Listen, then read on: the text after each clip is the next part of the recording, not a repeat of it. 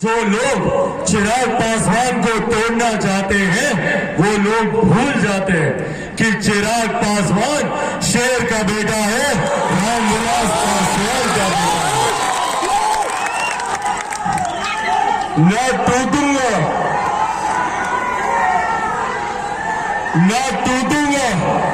न झुकूंगा। और भैया डरता तो मैं किसी से नहीं हूं, जितनी ताकत आजमानी है आजमा लो।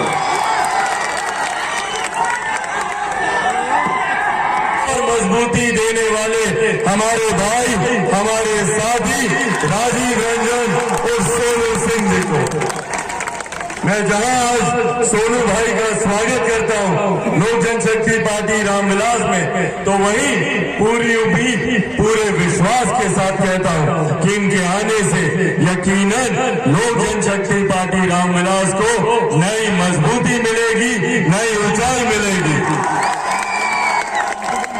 साथियों, आज यहाँ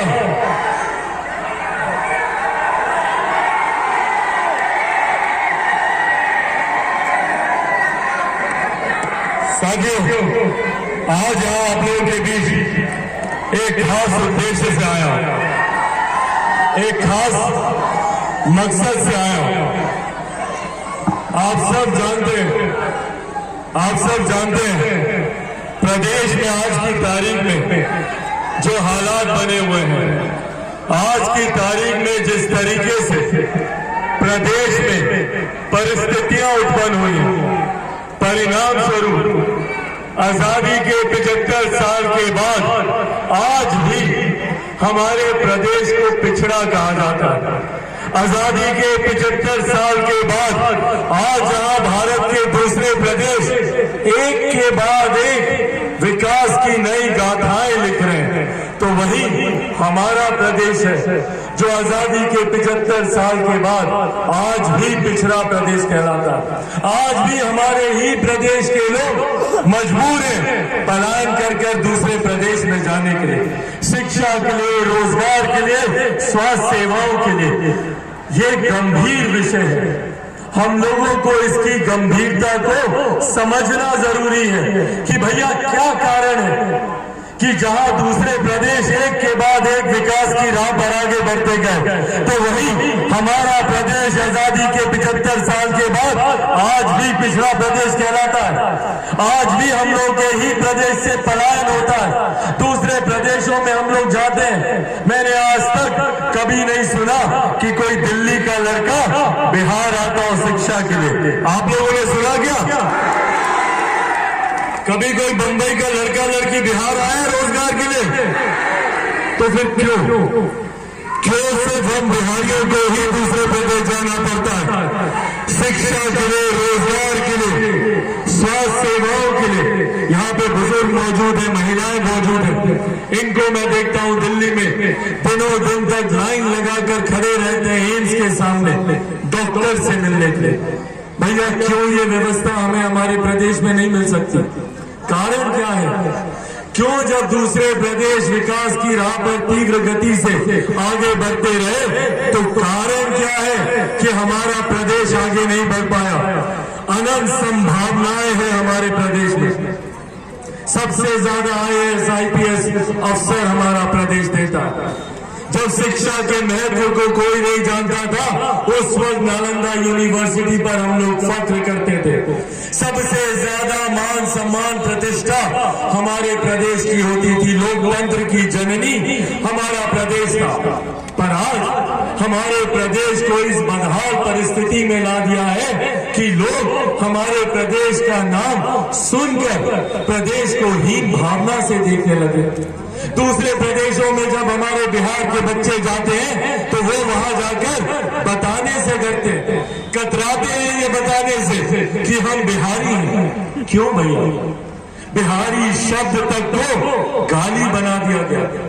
दिल्ली में रहा हूं, बंबई में मैंने काम किया, देखा मैंने किस तरीके से दूसरे प्रदेशों में हम बिहारियों के ऊपर लाठियां चलाई जाती हैं, डंडे बरसाए जाते हैं, ए बिहारी बोलकर घूसे लात मारे जाते हैं। और इतना होने पर भी हमारी राज्य सरकार, हमारे मुख्यमंत्री खामोश रहते हैं। एक शब्द उनकी जुबान से नहीं निकलता तो दूसरे प्रदेशों में बैठे हमारे बिहारी साथियों को यकीन दिलाए कि उनकी सरकार उनके साथ है।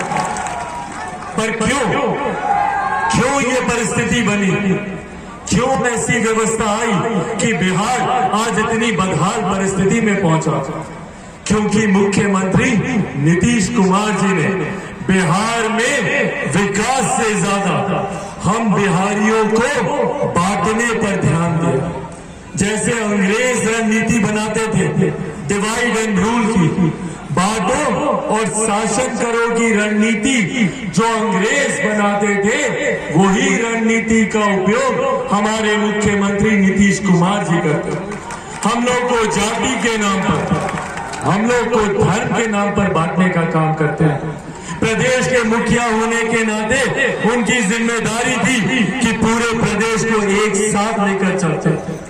प्रदेश के मुखिया की क्या, एक परिवार के भी मुखिया की यही जिम्मेदारी होती है कि पूरे परिवार को एक साथ बांध कर रखें।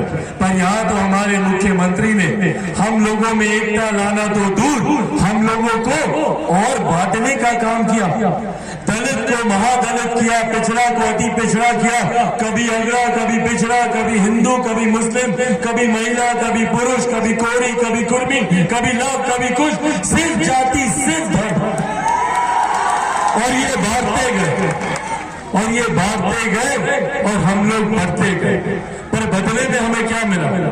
आज भी बिहार वही बदहाल परिस्थिति में खड़ा है। आज भी बिहार के युवा पलायन करने को मजबूर है। दूसरे प्रदेशों में जाते अपने माता पिता, दादा दादी, नाना नानी, चाचा चाची, घर परिवार को छोड़कर। कौन जाना चाहता है भैया? मैं कभी नहीं जाना चाहता अपने परिवार को छोड़कर, पर जाना पड़ता है। लोग जाते हैं बिहार से। क्यों? क्योंकि बिहार में ये व्यवस्था नहीं है। और जब इनसे सवाल पूछा जाता है मुख्यमंत्री नीतीश कुमार जी से कि मुख्यमंत्री जी बताइए आपकी उपलब्धियां क्या रही, बताइए पिछले 17 साल और अब तो लगभग 2 दशक होने को आया। 2 दशक से आप हमारे प्रदेश के मुख्यमंत्री हैं नीतीश कुमार जी। इन 2 दशकों में 10 तो क्या, 5 तो क्या, कोई एक उपलब्धि मुख्यमंत्री नीतीश कुमार जी बता दे तो ये जो हारने के लिए कहेंगे मैं तैयार हूं। एक उपलब्धि बता दे। नए कारखाने लगाना तो दूर, मौजूदा कारखानों को इन्होंने बंद करने का काम किया। बगल में जो एक यहाँ पर कारखाना था उसको बंद करने का काम किया। यहाँ पर जो पहाड़ था उसको बंद करवाने का काम इन्होंने किया कि हम झूठ बोल रहे हैं? जितने कारखाने, जितनी मिलें थी उनको बंद करवाने का काम इन्होंने किया। और जब इनसे पूछा जाता है कि भाई रोजगार के नाम पर आप क्या देंगे, तो मुख्यमंत्री नीतीश कुमार जी कहते हैं कि बिहार में उद्योग नहीं खुल सकता। क्यों? क्योंकि बिहार का भूगोल ऐसा है, इसीलिए बिहार में उद्योग नहीं खुल सकता। मुख्यमंत्री जी, खोट बिहार के भूगोल में नहीं, खोट आपकी नीयत में है, जिसकी वजह से बिहार में उद्योग नहीं खुल सकता। आपकी नीयत में खोट है, आपकी नीतियों में खोट है मुख्यमंत्री जी। और ये खोट दर्शाती है कि जब बिहारी आपसे सवाल पूछते हैं, जब चिराग पासवान आपसे सवाल पूछता है, भाई क्या कसूर है चिराग पासवान का, बताएं मुझे मुख्यमंत्री। आज चिराग पासवान के पीछे जो मुख्यमंत्री नीतीश कुमार जी हाथ धोकर पड़े, क्या कसूर है चिराग पासवान का? मेरा घर तुलवाते हैं, मेरी पार्टी तुलवाते हैं, मेरा कसूर तो बताएं क्या है? मेरा कसूर सिर्फ इतना है ना कि मैं बिहार में विकास की बात करता हूं। मेरा कसूर सिर्फ इतना ही है ना कि मैं बिहार में रोजगार की बात करता हूं।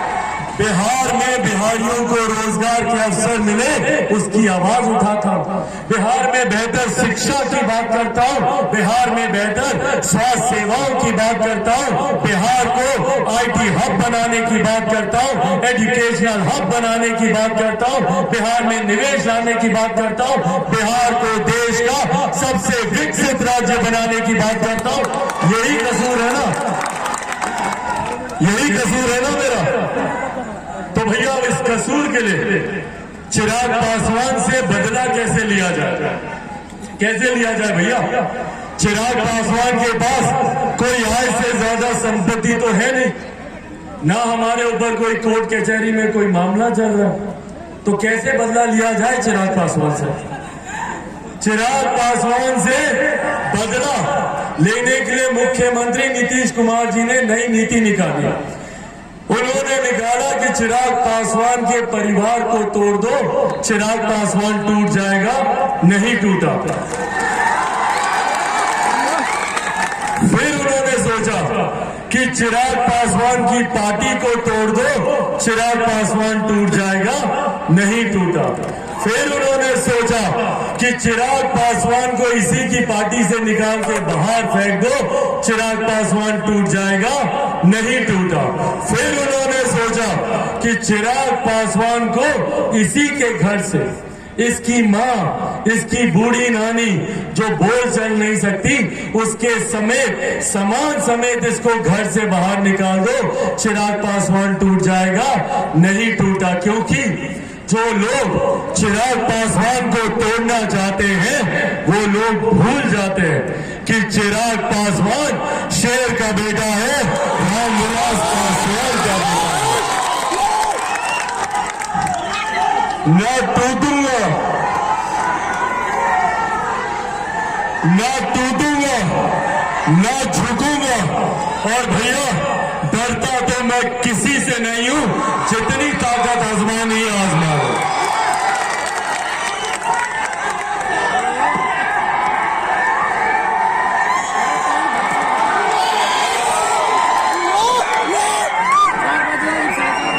साथियों, बिहार के विकास के लिए एक ईमानदार लड़ाई लड़ने का मैं प्रयास कर रहा हूं, कोशिश कर रहा हूं कि किस तरीके से अपने प्रदेश को एक विकसित राज्य बनाऊं, और इसके लिए ईमानदारी से दिन रात लगाऊं। क्योंकि मुझे भी मेरे नेता, मेरे पिता आदरणीय रामविलास पासवान जी के अधूरे सपनों को पूरा करना है। मेरे जीवन का एकमात्र लक्ष्य है अपने पिता के अधूरे सपनों को पूरा करना। मेरे नेता, मेरे पिता ने 50 साल से ज्यादा, 5 दशक से ज्यादा उन्होंने अपना जीवन समर्पित किया बिहार और बिहारियों को। और मैं गर्व से कह सकता हूं कि इन 50 सालों में, इन 5 दशक में कोई 1 रुपया तो क्या, 1 पैसे तक का आरोप मेरे नेता, मेरे पिता आदरणीय रामविलास पासवान जी पे नहीं लगा सकता। गर्व होता है मुझे कि मेरी रगों में एक ऐसे नेता का खून है, मेरी रगों में एक ऐसे नेता का खून है जिन्होंने बिहार और बिहारियों को मुख्य धारा के साथ जोड़ने के लिए जीवन भर उन्होंने काम किया। जिस मंत्रालय में गए उस मंत्रालय से कैसे हमारे बिहारी साथियों को लाभ हो। आज आप सबके हाथों में जो मोबाइल फोन, ये देन हमारे नेता आदरणीय रामविलास पासवान जी की। मुझे याद है वो दिन जब वो संचार मंत्री थे, उन दिनों में उन्होंने सोचा था कि ये मोबाइल फोन हर गरीब आदमी के हाथ में है। पर वो एक ऐसा समय था, एक ऐसा दौर था जब मोबाइल फोन बहुत महंगा होता था, इनकमिंग के लिए भी पैसा लगता था। 30 रुपया, 32 रुपया, एक मिनट का अगर फोन भी उठाते थे तो उसका भी पैसा देना पड़ता था। उस वक्त हमारे नेता, मेरे पिता आदरणीय रामविलास पासवान जी ने सोचा था कि एक दिन ऐसा आएगा जब ये मोबाइल फोन बैंगन के भाव बिकेगा, हर रिक्शा वाला, हर ठेला वाला के हाथ में मोबाइल फोन। ये सोच, ये दूरदर्शिता हमारे नेता आदरणीय रामविलास पासवान जी की रही। हमारे नेता ने कभी जात पात धर्म मजहब में फर्क नहीं किया। जिस मंत्रालय में गए उस मंत्रालय से हर जाति, हर धर्म के लोगों को सम्मान देने का काम किया। जिस विभाग में वो गए उस विभाग से उन्होंने हमारे बिहार को उन्होंने जोड़ने का काम किया। भले वो रेल मंत्रालय हो, श्रम विभाग हो, और तो अपने अंतिम दिनों में सेल से भी उन्होंने हर वो संभव योजनाओं को बिहार में लाने का उन्होंने काम किया जो उनसे मुमकिन हो पाए। और आज भी मुझे वो दिन याद है, अपने जीवन के अंतिम दिनों में, जब मेरे नेता, मेरे पिता अंतिम सांसें ले रहे थे। उस वक्त भी उनको सिर्फ देशवासियों की चिंता थी। वो एक ऐसा समय था जब उनकी खुद का स्वास्थ्य, उनकी खुद की तबीयत खराब हो रही थी। ऐसे में परिवार के हम लोग चाहते थे कि वो अस्पताल जाए, अपना इलाज कराए। और ये मैं बात कर रहा हूं जब देश में लॉकडाउन लगा हुआ था। उस वक्त, लॉकडाउन के वक्त, हमारे नेता विचलित होते थे उन तस्वीरों को देखकर, जिसमें बिहार के लोग मजबूर थे पैदल चलकर हजारों किलोमीटर की यात्रा कर बिहार आने के लिए मजबूर थे। बिहार सरकार ने हमारे बिहारी साथियों को कोई भी सुख सुविधा देने से मना कर दिया था। ना उनके लिए किसी बस का इंतजाम कराया गया, ना किसी ट्रेन का इंतजाम कराया गया। पैदल हजारों किलोमीटर चलकर दूसरे प्रदेश से हमारे बिहारी साथी अपने प्रदेश आने के लिए मजबूर थे ताकि उनकी जान बच पाए। और ये तस्वीरें हमारे नेता को विचलित करती थी।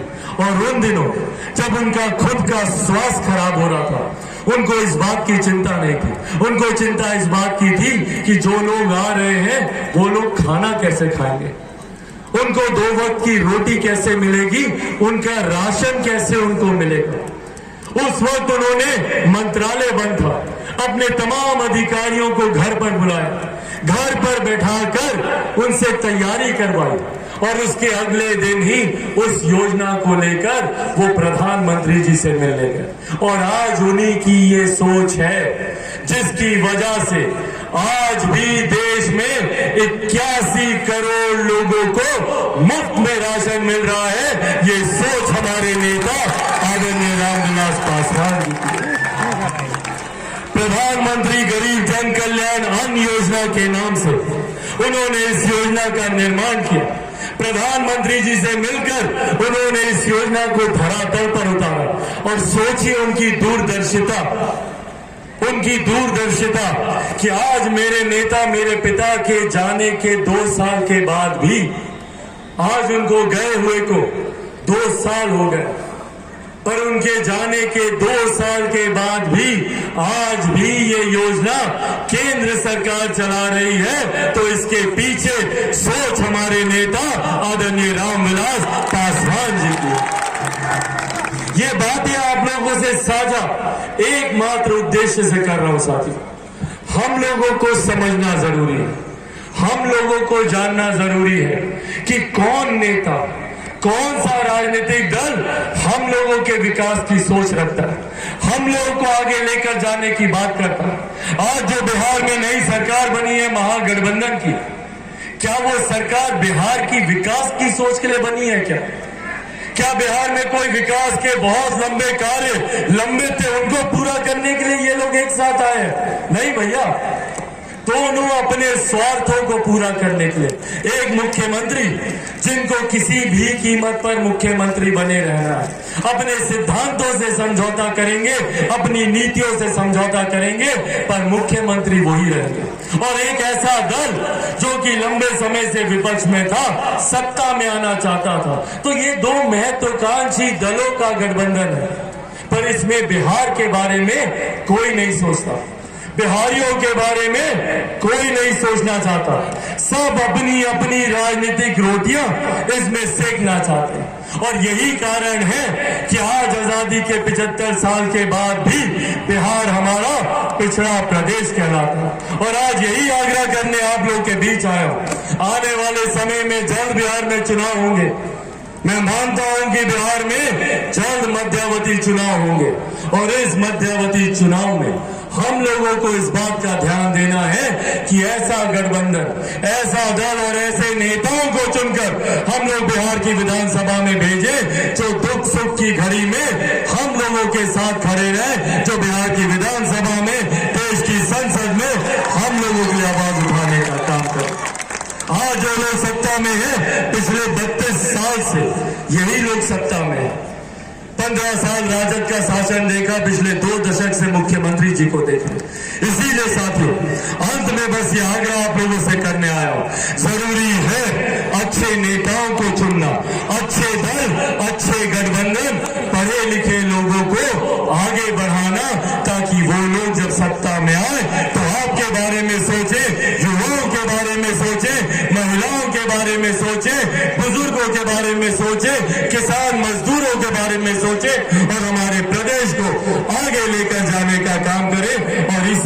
सोच के साथ बिहार फर्स्ट, बिहारी फर्स्ट को लेकर मैं आया हूं।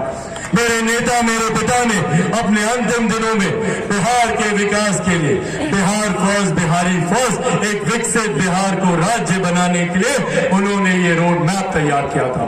मैं आज आप लोगों से वादा करके जाता हूं कि जिस दिन बिहार में बिहार फर्स्ट, बिहारी फर्स्ट की सरकार बनेगी, उस दिन से बिहार एक विकसित राज्य बनने के लिए तीव्र गति से आगे बढ़ेगा।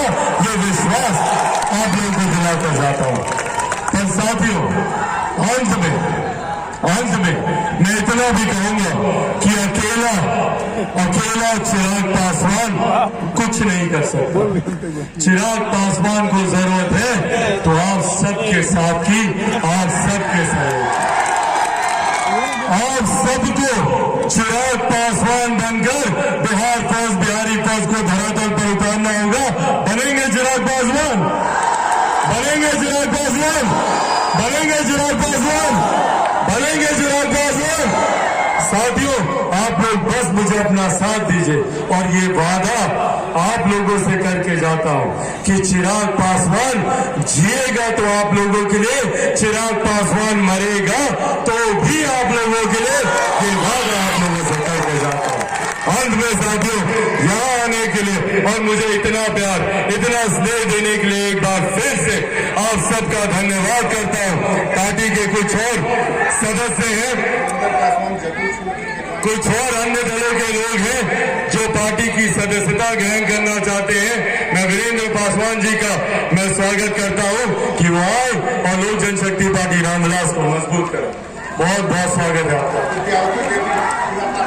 जिला पार्षद है विद्यावती देवी, मैं चाहूंगा एक बार जोरदार ताली बजाकर आप इनका भी पार्टी में स्वागत करें। आइए, बहुत बहुत स्वागत। अरे वीरेंद्र जी, आपको बहुत बहुत धन्यवाद साथियों। जय हिंद, जय बिहार।